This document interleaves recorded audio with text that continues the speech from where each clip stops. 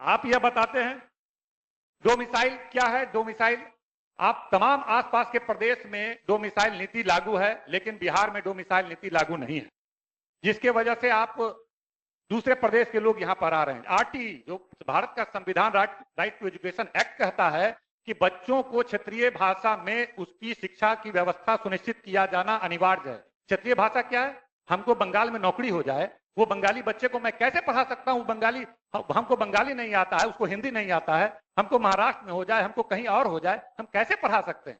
तो संविधान का उल्लंघन करते हुए बहाली यहां पर हुआ, इसलिए डोमिसाइल लागू होना चाहिए। हम लोग उस वक्त साथ में थे, हम लोग का यह कहना था कि डोमिसाइल लागू होना चाहिए यहां, लेकिन नहीं किया। तरफ हम शिक्षा विभाग पर सबसे ज्यादा सरकार ने खर्च किया है और सरकार ने शिक्षा विभाग पे खर्च किया, लेकिन आज शिक्षा विभाग के बारे में भारत सरकार का तमाम जो है वो क्या बताता है? नीति आयोग क्या बता रहा है?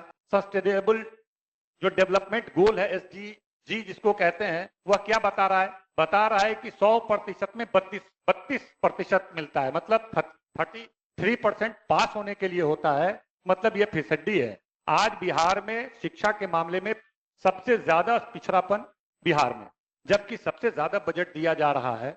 हम नहीं बोल रहे हैं, तमाम जो क्वालिटी एजुकेशन के भी जो मानक हैं, उस मानक का भी अध्ययन करने पर वो तब उसके बाद यह तैयार होता है, तब इसकी रिपोर्ट जारी की जाती है। उस रिपोर्ट में यह है।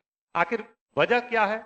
इतने पैसे खर्च करने के बावजूद क्वालिटी एजुकेशन नहीं है। हमारे यहाँ जो मिडिल स्कूल में नाम लिखाते हैं, प्राइमरी स्कूल में, मिडिल स्कूल में आते आते 20% बच्चे नामांकन ड्रॉप आउट हो जाते हैं, हाई स्कूल आते आते फिर 20% हो जाते हैं, उससे ऊपर 87% बच्चे हमारे यहाँ जो है उच्च शिक्षा प्राप्त नहीं किए। ये देश में सबसे ज्यादा है कि लगभग 87% से एबव बच्चे हैं जो उच्च शिक्षा प्राप्त नहीं करते हैं।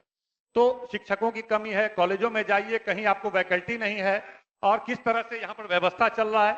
हमारे नेता जब 20 में चुनाव लड़ रहे थे, उन्होंने कहा कि भाई हम आएंगे तो तमाम 10 लाख रोजगार देंगे। तो रोजगार केवल नौकरी देना और उनके जीवन यापन की व्यवस्था करना उद्देश्य नहीं था। नौकरी देने का मतलब है कि सेवाएं उपलब्ध कराना। अगर 5 लाख लोगों को नौकरी मिला, उससे 50 लाख और करोड़ों बच्चे जो गरीब दलित के बच्चे जो सरकारी विद्यालयों में पढ़ रहे हैं, उनको गुणवत्तापूर्ण शिक्षा मिलेगा। ये उद्देश्य था। ये उद्देश्य नहीं था कि 5 लाख लोगों को रोजगार मिले।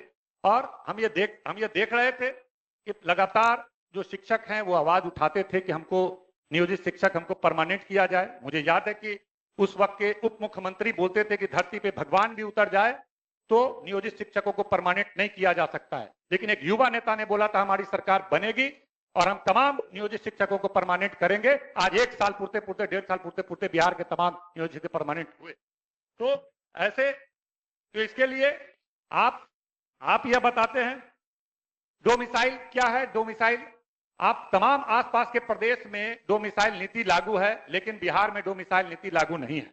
शिक्षकों की कमी है, कॉलेजों में जाइए कहीं आपको वैकल्टी नहीं है। और किस तरह से यहाँ पर व्यवस्था चल रहा है?